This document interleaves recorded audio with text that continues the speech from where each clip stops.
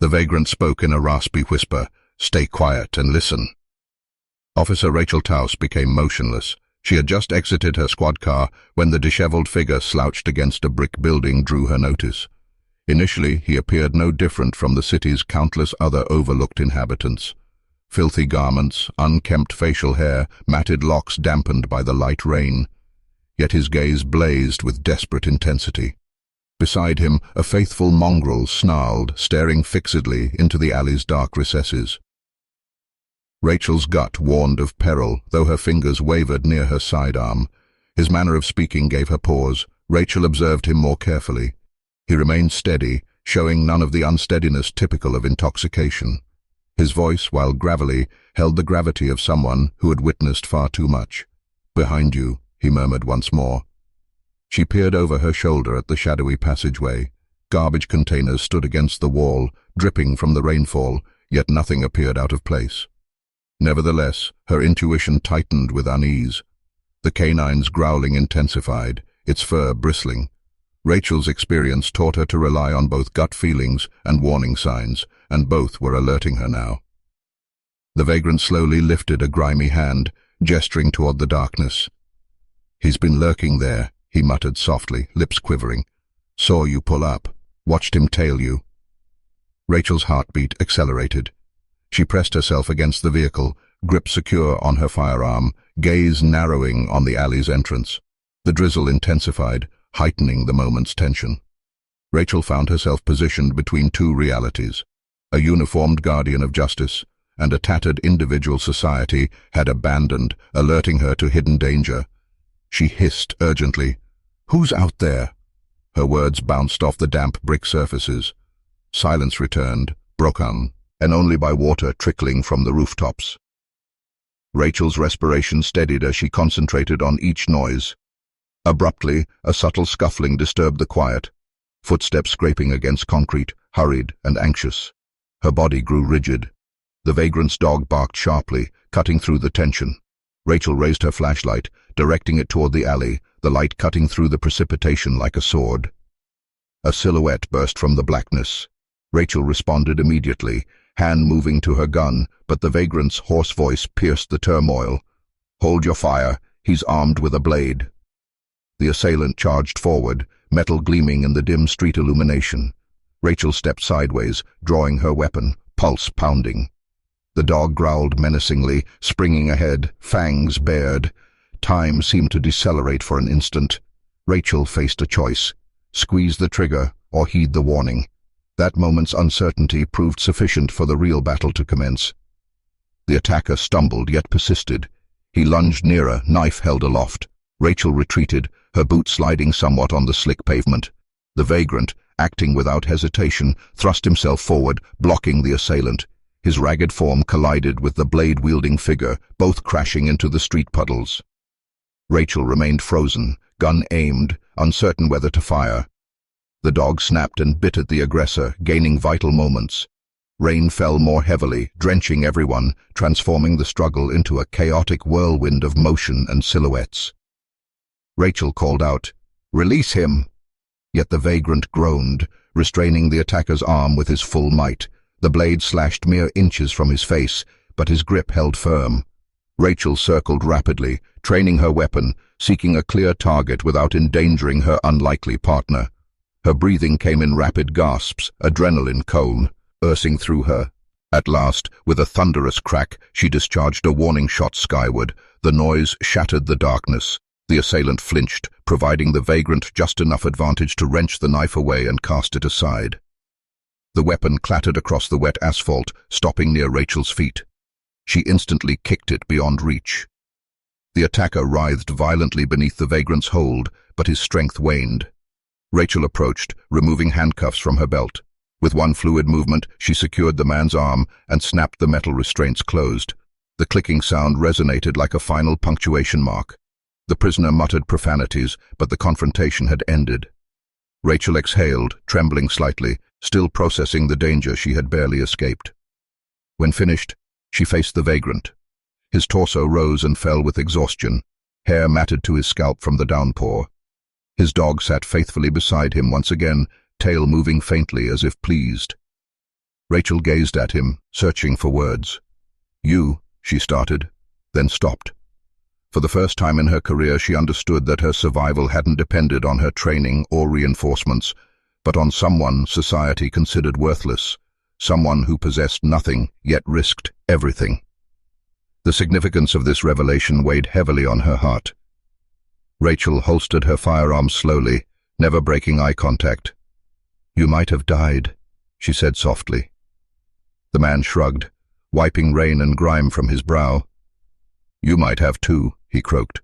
His voice held no arrogance or pride, merely plain truth. His dog nuzzled his leg, seemingly reminding him of their shared bond in surviving another evening. Rachel suddenly experienced guilt for her initial suspicion upon seeing him. She had misjudged him completely. She motioned toward her vehicle, considering he might require assistance, perhaps medical attention. However, the man declined. "No medical facilities," he stated firmly. His eyes showed something, fear, possibly shame. Rachel hesitated, torn between obligation and understanding. She wanted to insist, but his tone warned against it. Instead, she retrieved a blanket from her patrol car.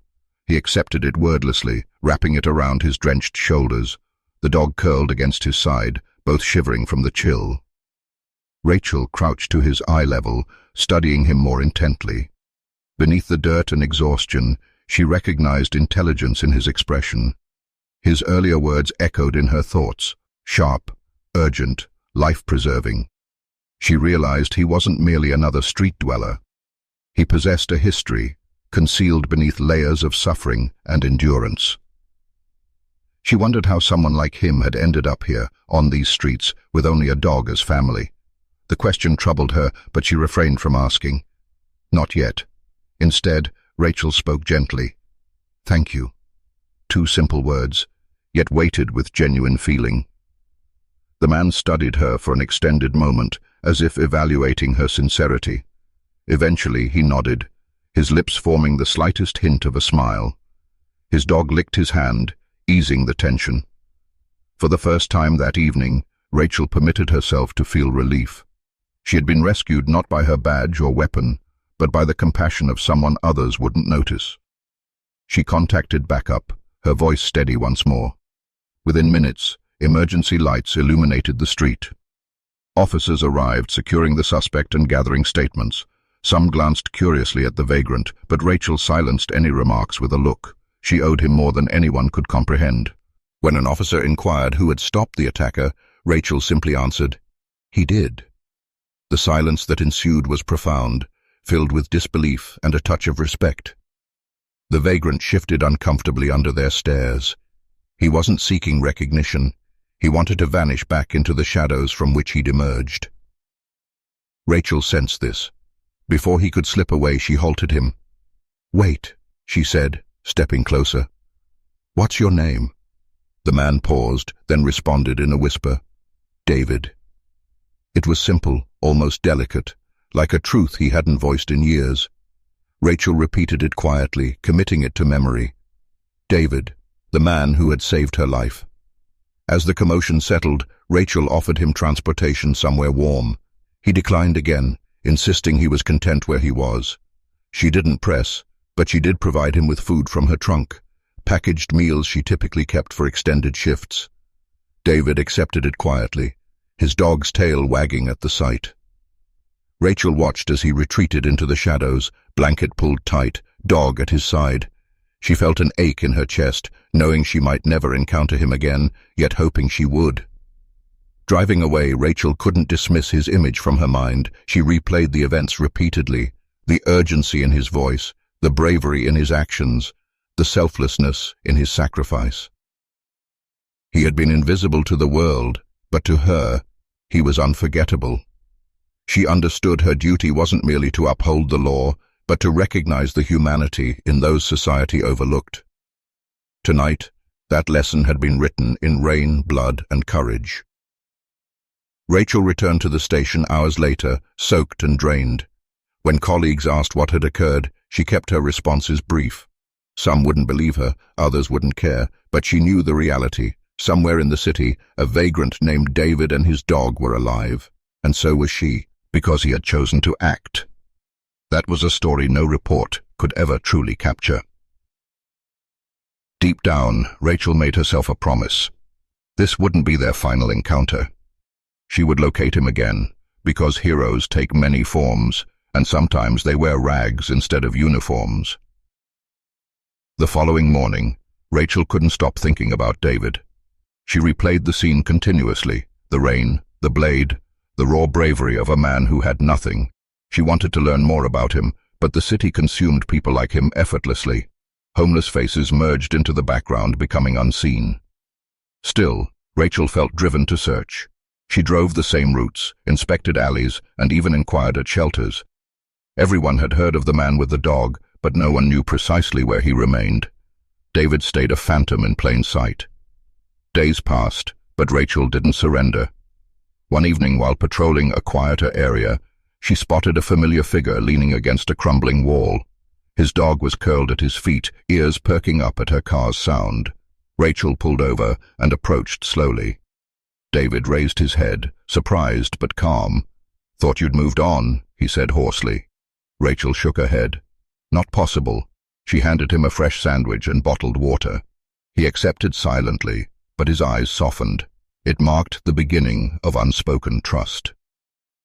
Rachel sat on the curb beside him, ignoring stares from passers-by. "Why did you do it?" she asked after prolonged silence. David didn't respond immediately. He scratched the dog's ear, eyes focused on the wet pavement. Finally he said, "Because no one else would, and because you didn't look at me like garbage when you saw me."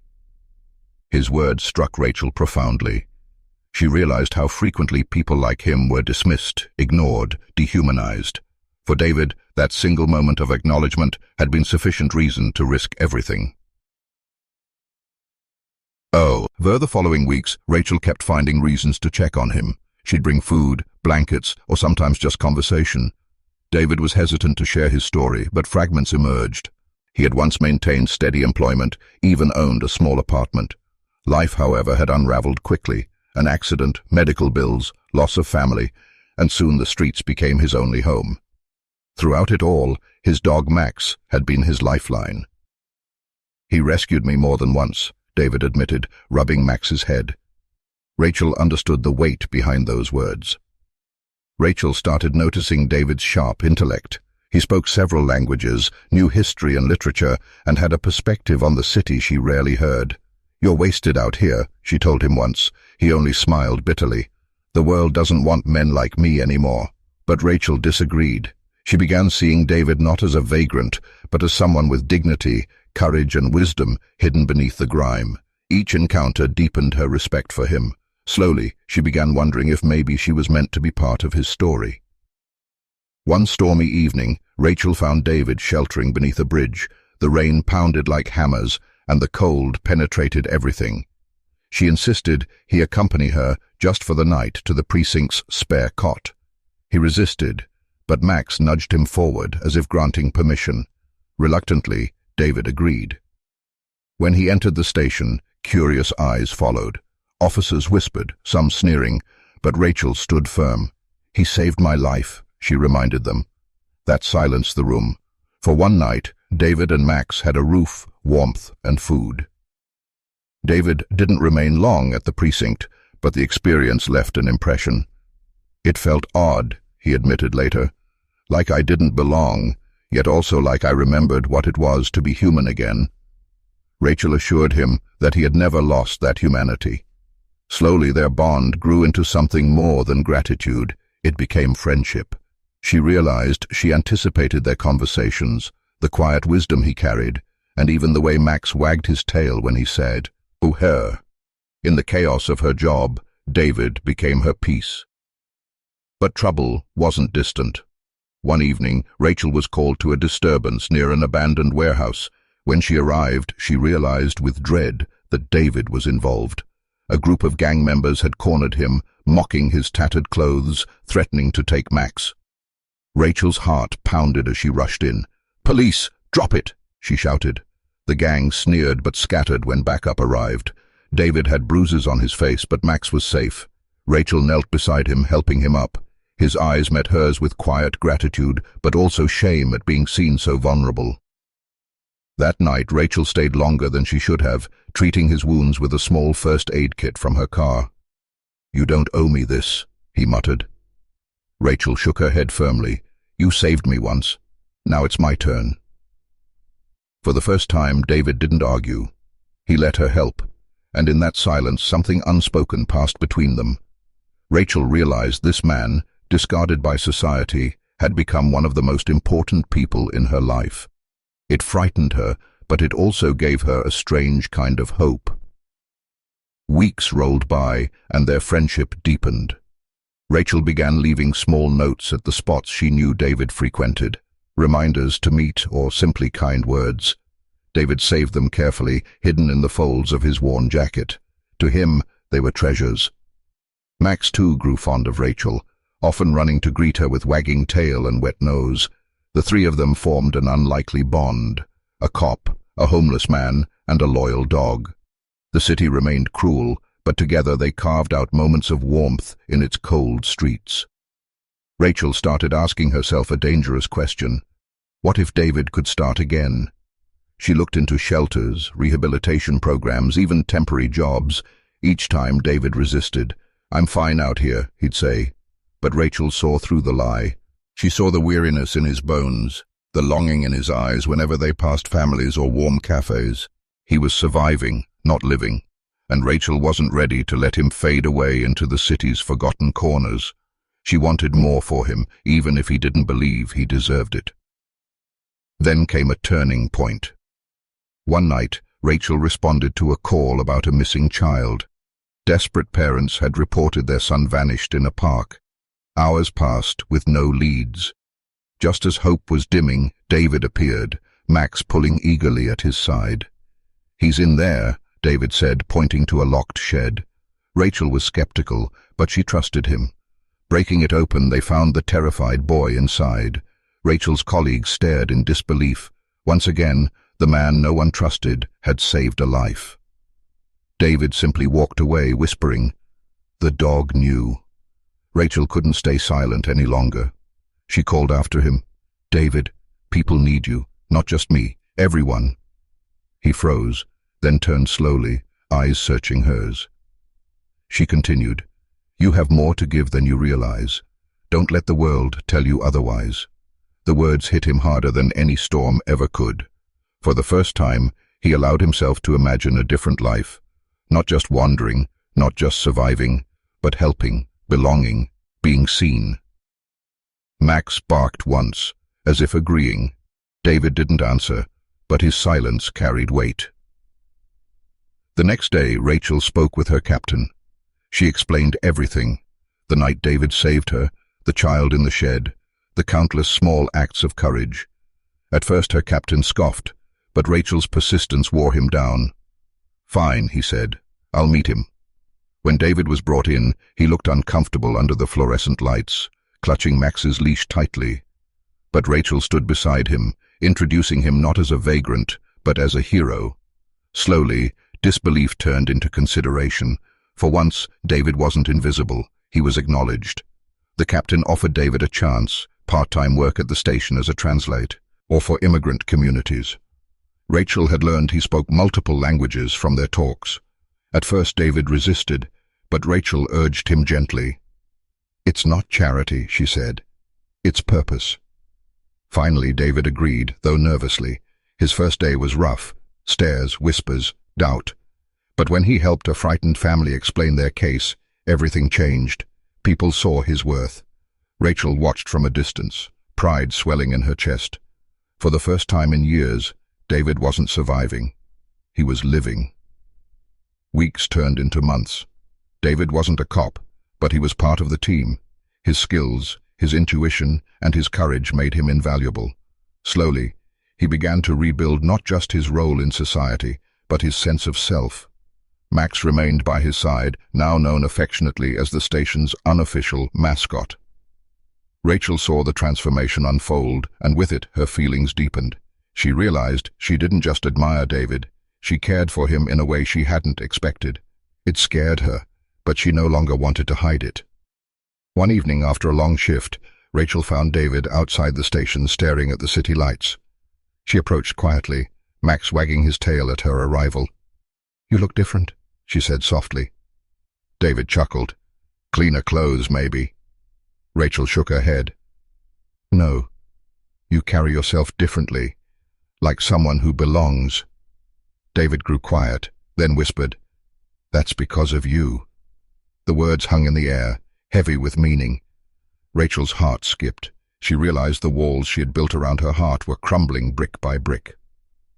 Still, David struggled with his past. There were nights he disappeared, unable to face the weight of responsibility. Rachel worried, but she never gave up. Each time she found him, reminded him he wasn't alone. Slowly he began to believe it. For David, belonging wasn't about the station or society. It was about Rachel and Max, the family he never thought he deserved. Together, they created something unbreakable. The city still whispered, but he no longer cared. He had found his place. Months later, on a quiet evening, Rachel asked him gently, "What do you want for your future, David?" He looked at her, then at Max, and finally back at her. "I don't know," he admitted, "but for the first time in years, I want one." Rachel smiled, her eyes glistening. "Then let's build it together." It was a promise, unspoken but real. Under the city lights, with Max resting peacefully between them, a cop and a homeless man found hope, not just in survival, but in the possibility of a new life. The city had started whispering David's name. Word of the missing child he and Max had saved spread far beyond the precinct. Newspapers ran stories calling him the unlikely hero. For a man who once hid in shadows, the attention felt surreal. He wasn't used to cameras or praise, but each time he felt overwhelmed, he glanced at Rachel. Her steady smile anchored him. She never treated him as a symbol, only as himself. That quiet authenticity reminded David that he didn't need to be perfect. He just needed to keep showing up, one day at a time. With Rachel's encouragement, David agreed to attend a community meeting. Parents wanted to thank him in person, children wanted to pet Max, and officials wanted him to speak. He nearly backed out, but Rachel squeezed his hand gently. "Just tell them your truth," she whispered. Standing before the crowd, David's voice trembled. At first he spoke of hardship, of being unseen, of survival, but then he spoke of hope, how one act of kindness had reminded him he still mattered. By the end, the room was silent, eyes glistening with emotion. The precinct decided to make his role permanent. Though he wasn't an officer, his ability to connect with the forgotten became invaluable. He mediated disputes, helped bridge cultural divides, and even guided young people away from gangs.